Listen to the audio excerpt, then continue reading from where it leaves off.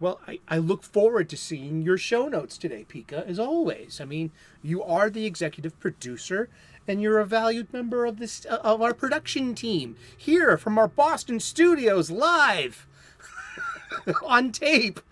Oh, what does that even mean anymore? Cheers, hello, and welcome back. Once again, it is time for the golden age of DC Comics 365 days, where we take this well-loved coffee table book given to us about 2 decades ago by one of our best friends. This has been surfing our coffee table ever since and has been a constant source of comic book shop style conversations, the kind we wish to recreate today, here, right now, together on this show, where we take a couple of minutes out of our busy days to use escapism for its intended purpose. We're going to open this book up to today's date.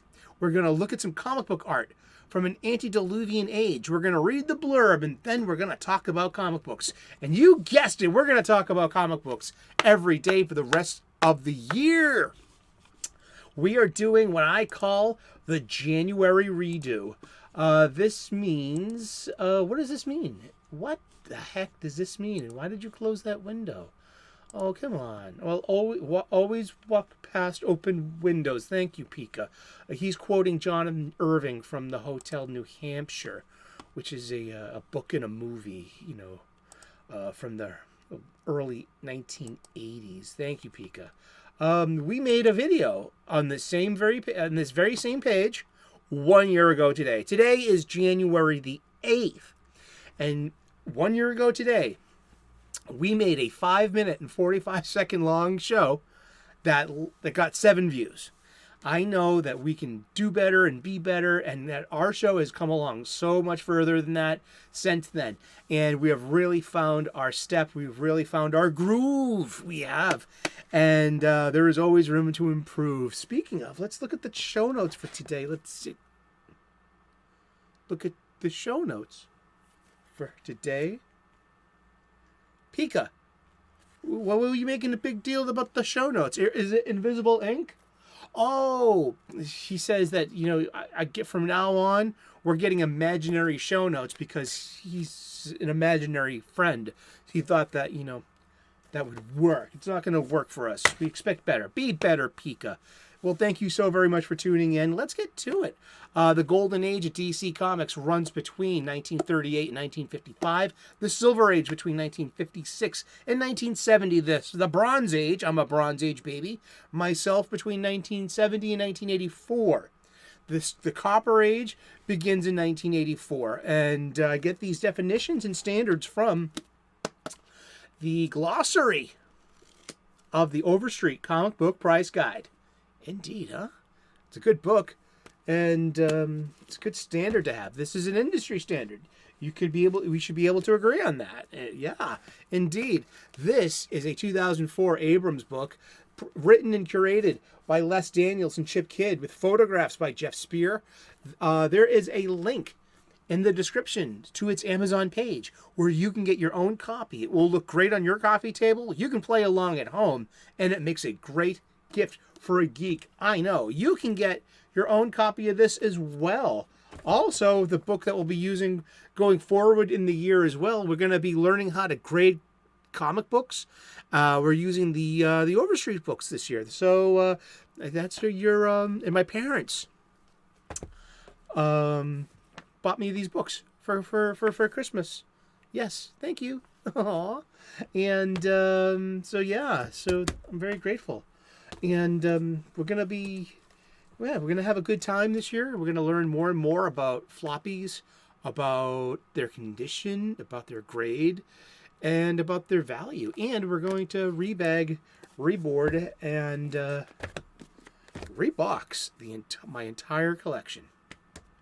And if you got boxes and boxes of comic books at home too, we can do this together. Now is a great time to just, to bust out your long box, break them down into short boxes, so they're a little lighter and easier on our bodies. You can we can do this together.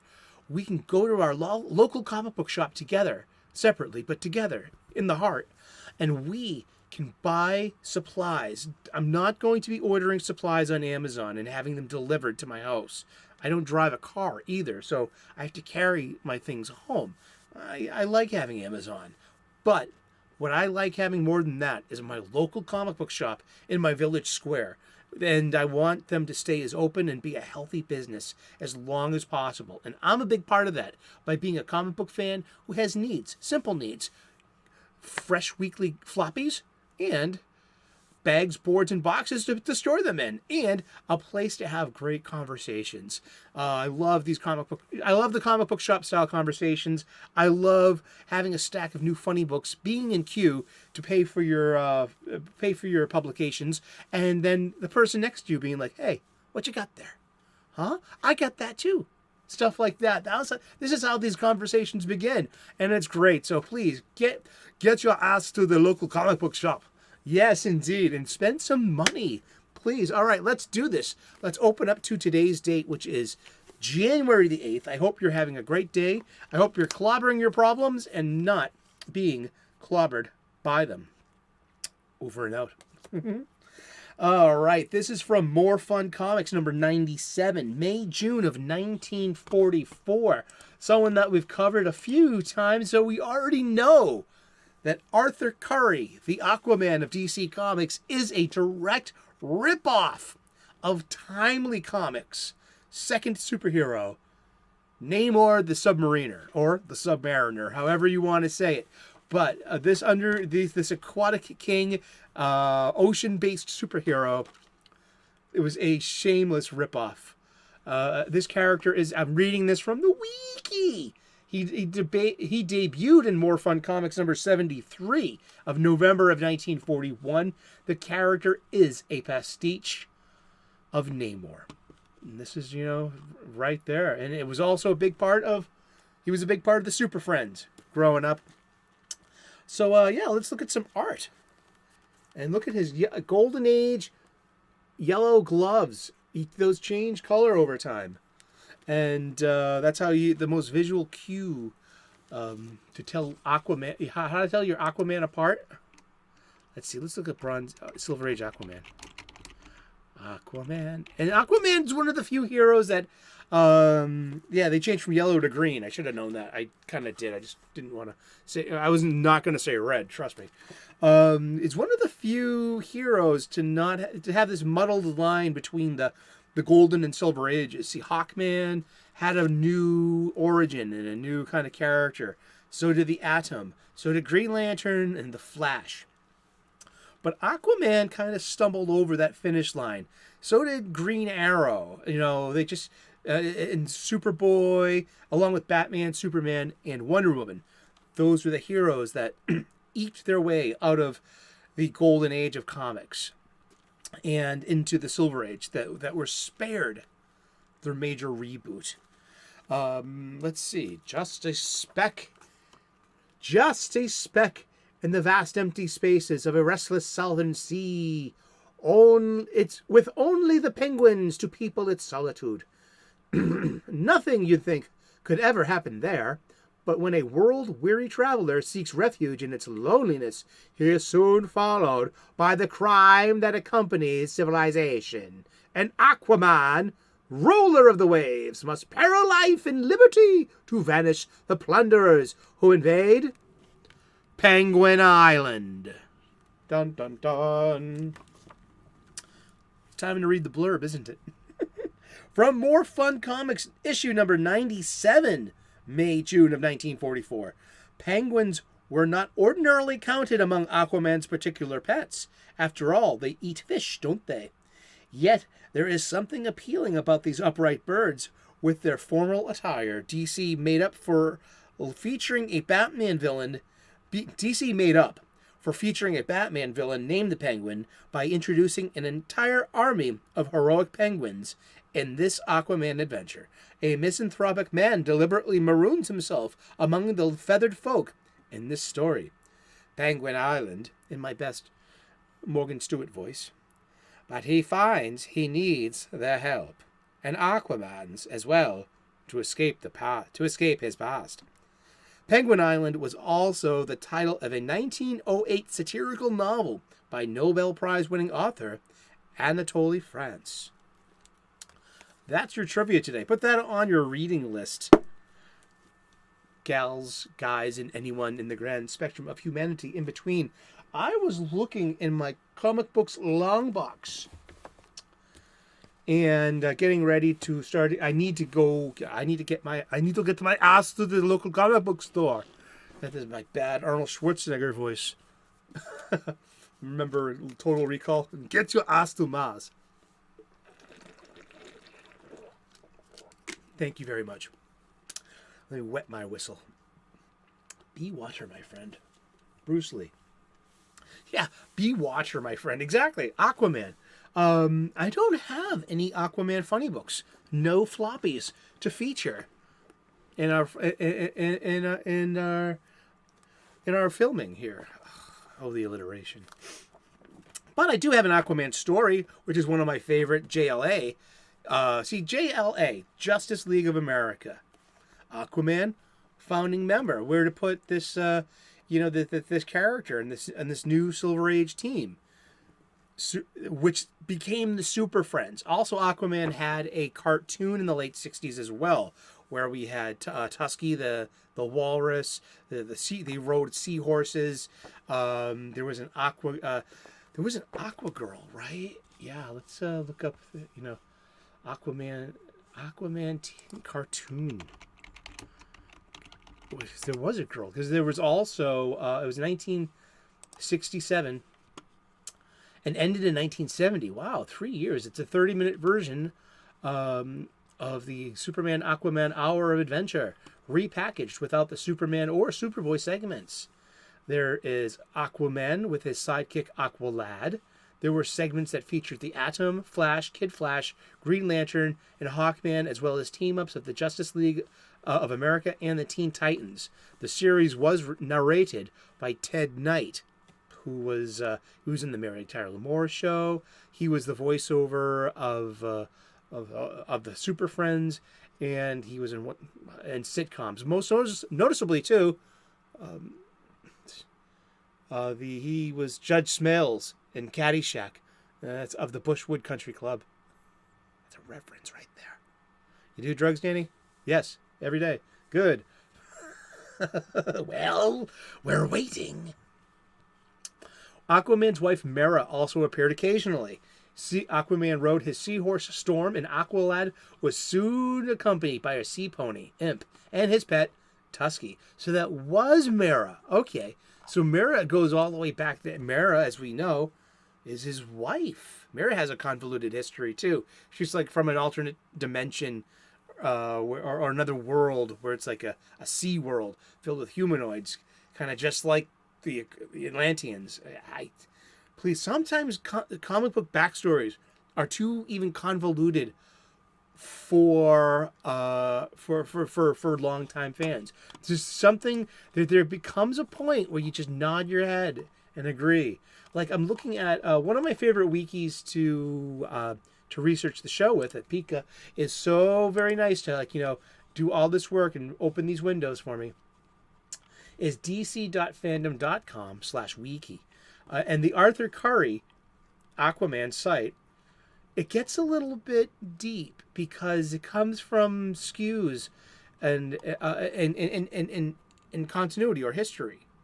And it opens a page saying, looking for a different version of this character as a result of the New 52 in 2011.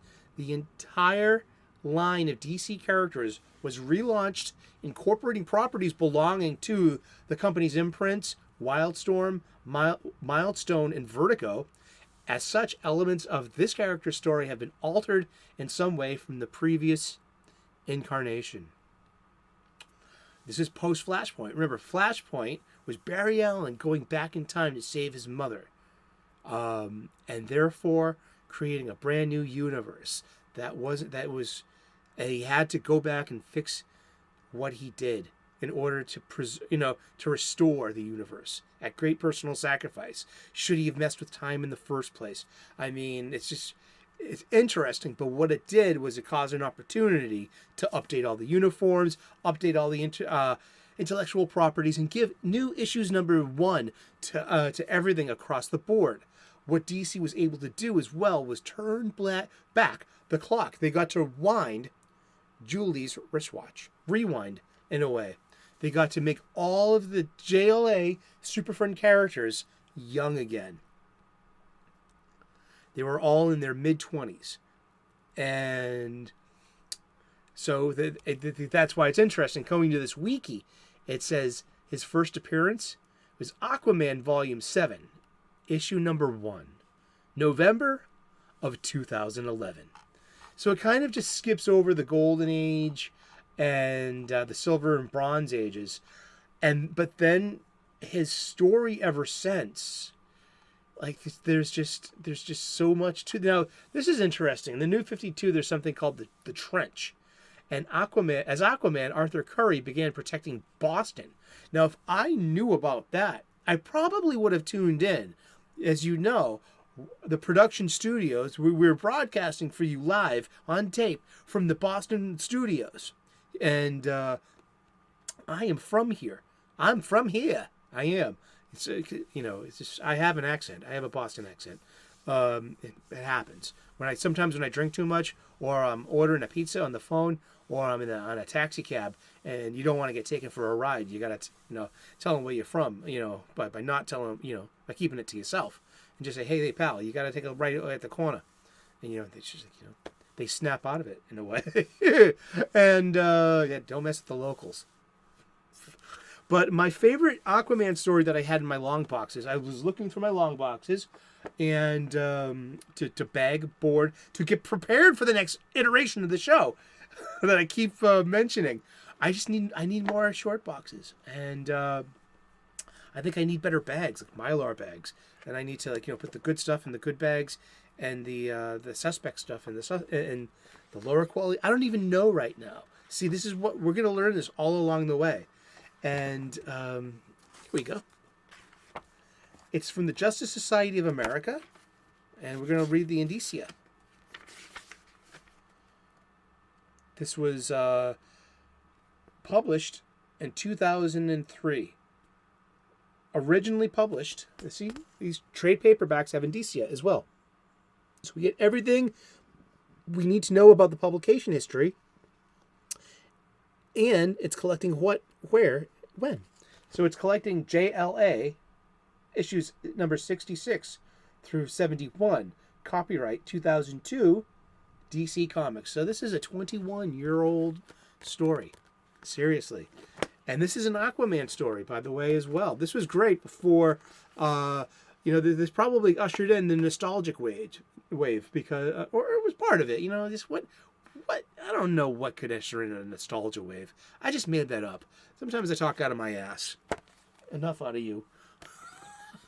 He's going to say I farted a lot again, but, he's trying to just having a gas. This is the Obsidian Age. This is a really good JLA, Justice League of America, Super Friends story, because it takes elements of the Super Friends and puts it in here. This is written by Joe Kelly, and it's we have most of the pencils are done by Doug Mockney, and this is really, really good penciler. And this is a really kind of hardcore kind of tale, and it's about Aquaman has disappeared. So we find out what happened to Aquaman. He is trapped in the distant past. And so the JLA get together to do their own kind of Operation Time Crime to go in the past and retrieve their friend Arthur Curry, their friend and teammate. And things go sideways, very sideways. When they go back in the past, they're introduced to they go back to the Obsidian Age, 3,000 years in the past, where the heroes took care of things in the age-appropriate way, violently, lethally. And the Justice League of America are killed. All of them. But there's a catch to it. There's some magic going on. And it's about due to the magic of Manitou Raven, a Native American shaman warrior, he was able to save the souls of the JLA. and they were all brought back to life in the next by the end of the issue. You know what I mean? So this whole thing of like, you know, death of the JLA, comic book death. It happens in comic books, and it's just part of the trope, one could say. But by the end of it, and so Manitou Raven, by the end of it, it's revealed that he is a version of Apache Chief, the Native American warrior of the Super Friends of the late 1970s. And Apache Chief was made for the show along with Samurai and Black Vulcan, who was an interpretation of Black Lightning. Rights, IPs, even back then, huh? But this was like an Easter egg. So when Manitou says the magic word Anukchuk, which was Apache Chief's word to grow in size, it was just like that was like that's. Oh, I get goosebumps right now. Can you see him? I hope not. But yeah, Anukchuk. That was just like that was Apache Chief's big word to, you know, yeah, his word to, he would grow in size, and he was like the giant of the team, you know, kind of like, you know, Giant Man, you know, in the Avengers in a way. And by the end of it, we've brought Aquaman home. Mission accomplished. The JLA have returned to life. Aqualad stepped up. He's now Tempest, an Atlantean mage. You know what I mean? So that's like, see, Aqualad has kept his red and black primary colors, so hopefully you can identify him easily, you know. But by now, Arthur's lost a hand. He's lost most of his costume. He's grown his hair out, and that's like can you see Jason Momoa now in there? Like, you know, we don't have the tattoos, and we still have the classic, you know, blonde hair and purple eyes, I believe, too. But that's part of Aquaman's history, too, why he was rejected by the Atlanteans. Anyone born with blonde hair and purple eyes were supposed to be dangerous magically. So he was released or something and found by a lighthouse keeper. And, and adopted by Mr. Curry. And that's why he became Arthur Curry, keeper of the lighthouse. And it's like, that was the secret identity in a way. But yeah, the great, you know, look at that. Like, that's the JLA right there. All of them. Isn't that cool? And, but it ended up being a rescue story about Aquaman. That's my favorite Aquaman story from my long box. Yeah. And, so you can get your own copy. JLA, The Obsidian Age.